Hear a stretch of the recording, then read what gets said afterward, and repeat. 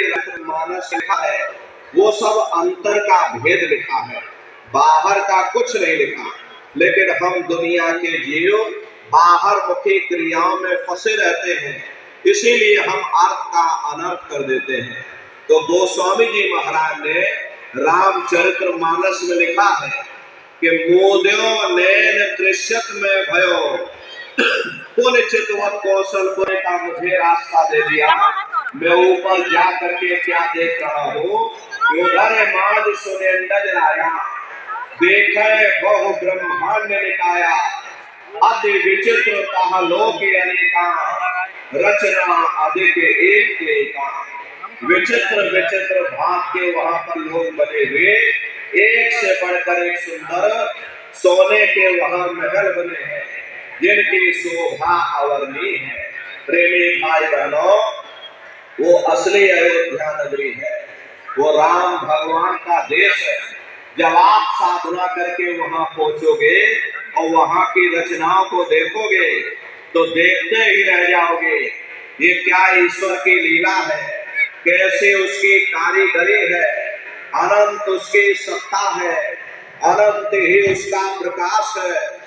उसी आनंद को पा करके बड़े बड़े राजे महाराजाओं ने अपने राजकाज पर ठोकरें मार दी और जंगलों में जाकर के नंगे हो करके नाचने लगे।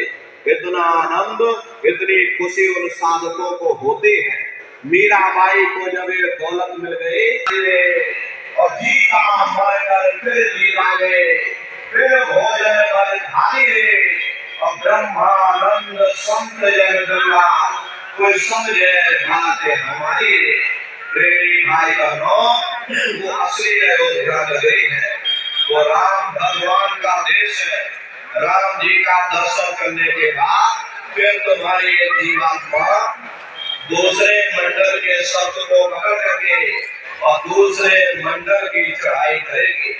श्याम कर श्वेत को गहना, सुरत को तान धुन सुनना और पंखे के द्वार धस बैठो और फिर उड़ी जाए कर लेना।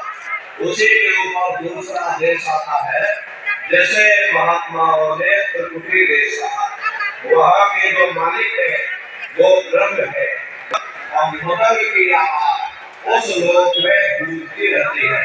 जैसे पहले स्थान पर राम भगवान के देश में अयोध्या नगरी में घंटे और शंख की आवाज गूंजती, ऐसे ही दूसरे मंडल पर यानी कि ब्रह्म के देश में बादलों की गर्जन और मदन वहां पर बजता रहता है।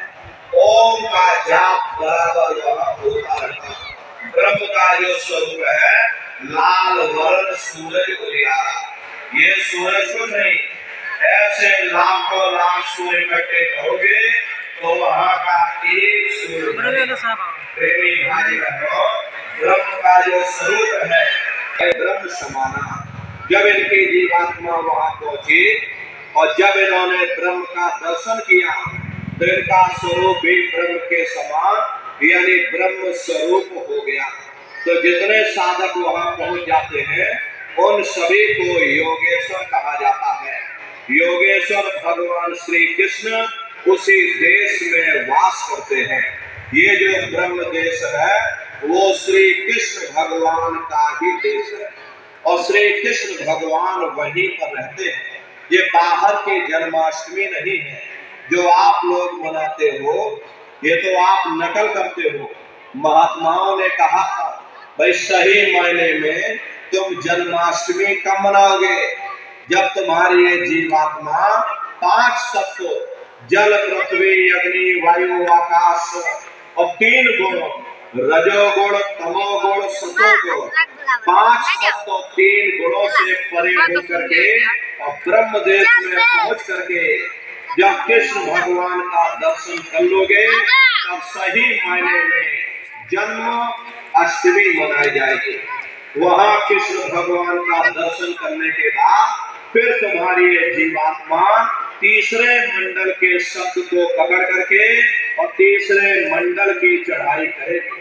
आगे पहुंची सुन झंकार रंकार धुन सुनी पुकार, आगे श्वेत शून्य है भाई, मान सरोवर बैठ नहाई। उसी के ऊपर तीसरा देश आता है, जिसे महात्माओं ने